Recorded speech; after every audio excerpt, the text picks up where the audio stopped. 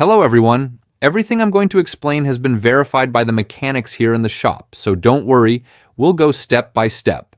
If you ever see the message transmission over temperature on your Jeep, don't panic or assume the transmission has exploded. What the car is basically saying is, hey, my transmission fluid is too hot. Let me cool down a bit before I get damaged. It's like when your laptop warns you that it's overheating. Not the end of the world, but something to pay attention to. The first step mechanics recommend is to stop in a safe spot, put the car in park, and let the transmission cool for a few minutes. Many times, if the temperature was truly high, this alone is enough and the message disappears on its own.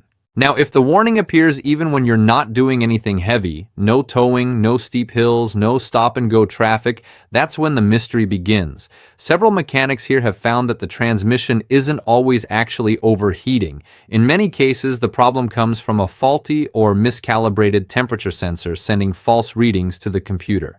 Some mechanics also note that the sensor wiring or connectors can be loose, corroded, or damaged by vibrations.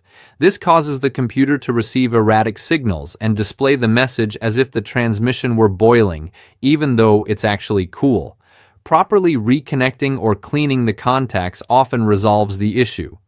There are also situations where the TCM or PCM misinterprets the signal from the sensor or the brake park switch circuit.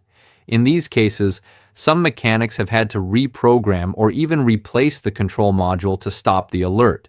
Yes, it's more expensive, but it works. Another real factor is the transmission fluid or cooling system. If the fluid is old, low, or burned, the transmission can actually overheat. Also, if the cooler bypass valve sticks, the fluid doesn't circulate properly and heat rises quickly. That's why checking the ATF level, fluid condition, and cooling system is always a good idea.